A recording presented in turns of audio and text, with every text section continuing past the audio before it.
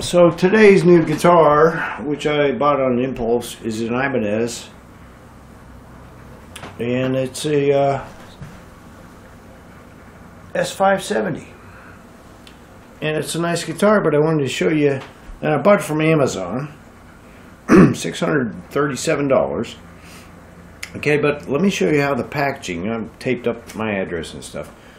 But it showed up my porch like this. My porch has no cover on it, so if it's raining, it would have been soaked. No plastic bag, nothing to protect it. Look at the box. This is how it showed up, Amazon. You guys could do better. It's a nice guitar. So, to show you the guitar, it looks like this. And here's the big reveal. It's got a nice finish on it. You can see that. Silver and black. Like the wood grain. So here's kind of some of the pros and cons about this guitar. Number one, it arrived in that box. Number two, it was set up nice, but the strings were rusty. All the strings, they've been replaced. I put 8s on here. I think it came with 9 to 42s. I use Ernie Ball 8 to 38s.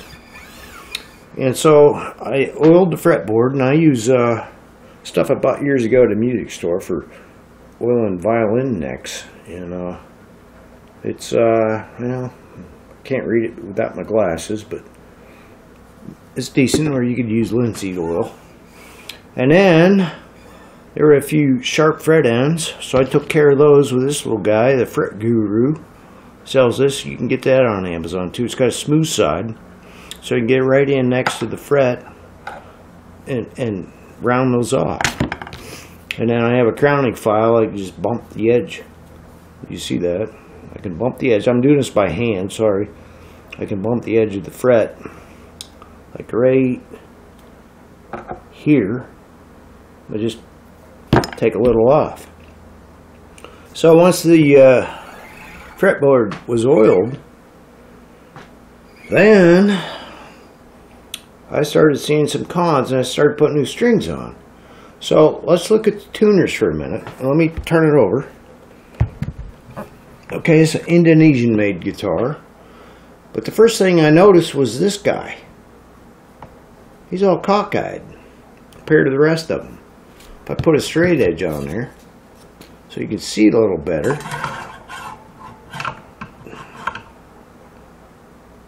It's all cattywampus. So I wasn't happy with that. And the neck's nice. The fingerboard's nice. Now I got it fixed the way I want it, mostly. But I did make some mistakes in my setup, because I didn't realize these bridges, and let me show you, because I'm not a Floyd player until recently, but they have more than, now you can see that finish, but they got more than one hole in there for adjustment screws, so when you're setting your intonation, yeah, remember, this bridge saddle is all the way back. It's like the screw is right there, and here's the end. But I didn't know there was another little hole in there that I could move the screw back. So next time I change strings, I'm going to do that. So if you're setting your intonation, play the note at the 12th fret. It should equal the open note. Now I like to use a whammy bar, so I got this little guy in there, and one of the first things I noticed when I was playing this thing, that if you chorded a chord, let's say at the 12th fret, and you pulled up on the whammy bar all the way, it would buzz. So I took care of that, and here I'll show you. Let me set you down for a second. I'll just show you what I had to do to this thing to get it to work right, the way I wanted it to. And so I took a capo. Any old capo will work. Let's just try it there. Okay, we got that. You're in the shot. Can you see what I'm doing?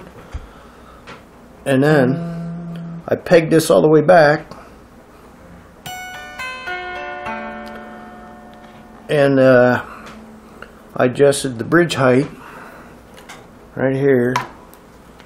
This little guy, it comes with 3 of these. I'll show you. You've got one for the truss rod, which is really nice. It's got this little door up here, which I have open, so you just so you can see it, so you can adjust the truss rod, and that just flips in there, and you don't have to take the little screws out, which is a pain. So that's a nice feature. That's a pro.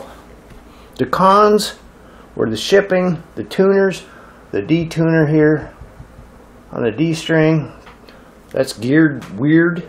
It wants to slip. It's got a really weird spot. The hardware could be a lot better on this thing.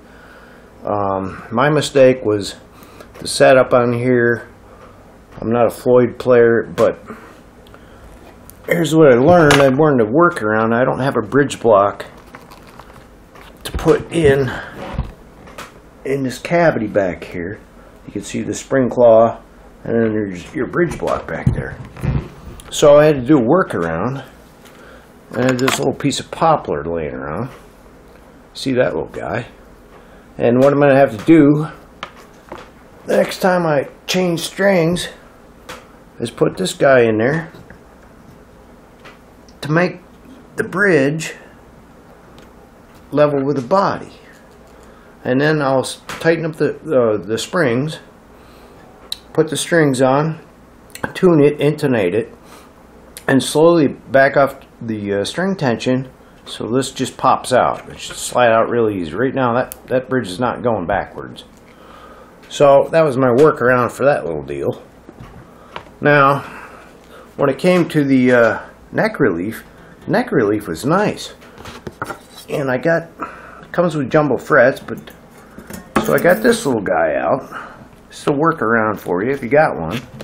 If you don't, you use the old method. Put a cable on the first fret and whatnot, but since I have this tool, and it's right at about 11 thousandths of an inch, it just barely squeaks in there, but it's almost perfect for what I like to do. I could go up a little bit more, but really this is that's enough relief for me, and it doesn't buzz anywhere. So there were no high frets or anything like that. It's a beautiful guitar. But if you're going to buy one, and we'll do the sound test later because I had it plugged in and it sounds great. It played nice. Right out of the box it was set up really well, but the strings were junk. Sharp fret ends. The tuners, nah. You know, somebody was building this thing on a Friday night ready to go out and party or something. And so if you buy one, just be advised that the guitar is going to need a little bit of work and some setup. And I mean, I love working on these things. I like my guitars, and obviously because I haven't got too many of them, but